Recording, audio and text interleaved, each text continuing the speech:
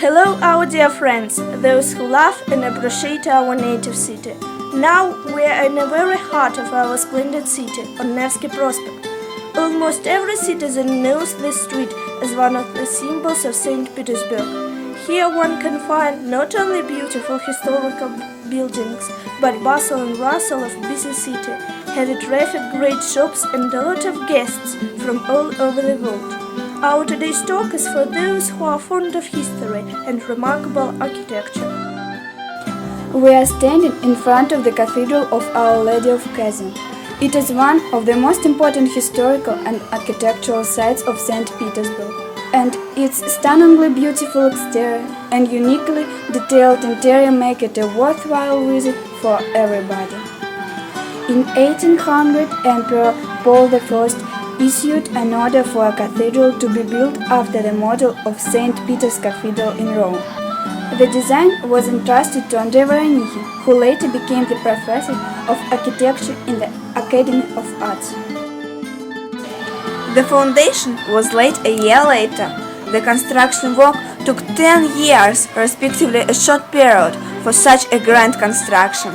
The new cathedral replaced the wooden church that had been constructed in 1733 until 1737 by architect Zemtsov and treasured the miracle-working icon of Our Lady of Kazan.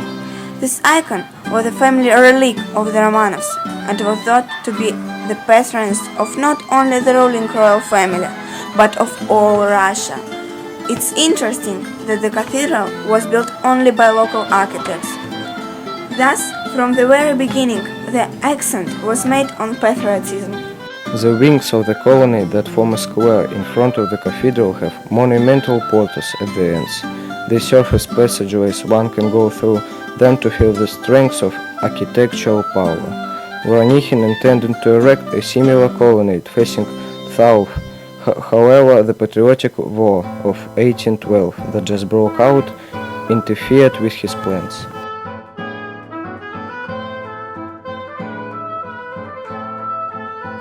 The interior and exterior of the Kazan Cathedral are decorated with sculptures by famous Russian sculptors such as Pimenov, Demut Malinovsky, Prokofiev, Shchedrin.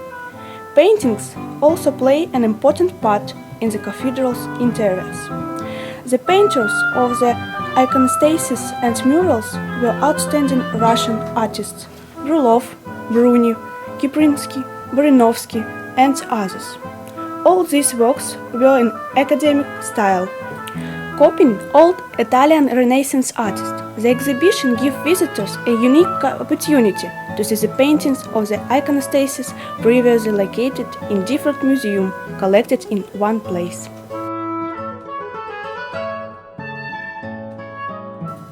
The floor is covered in detailed mosaic. The ceiling has striking frescoes and decorations. Pay special attention to the dome, which is 71.6 meters tall and 17 meters in diameter, and the figures painted around it.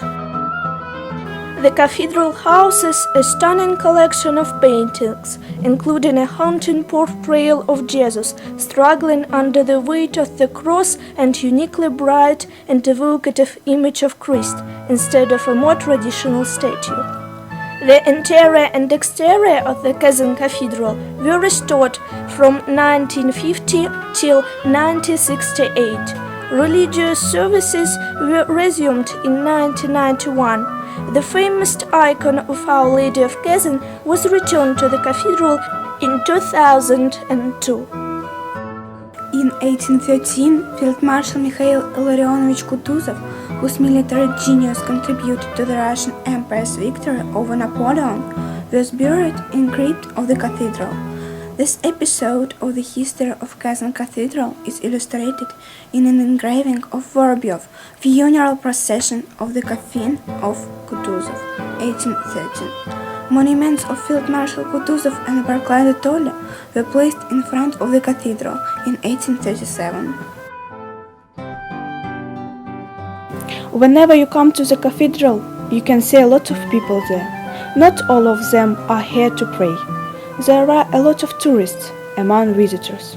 It is going without saying that all people who enter this amazing building respect the Orthodox Church. Women are with covered heads. Everybody is silently listening to the service. Services are held regularly. The cathedral lives its own life, which is full of solemn words, beauty and mystery. In the end of our excursion about the interiors of the Kazan Cathedral, we don't say goodbye to this wonderful place, but hope to continue our traveling to the most interesting sites of St. Petersburg. If you want to know more about our city, go to unescoinpetersburg.jimdo.com.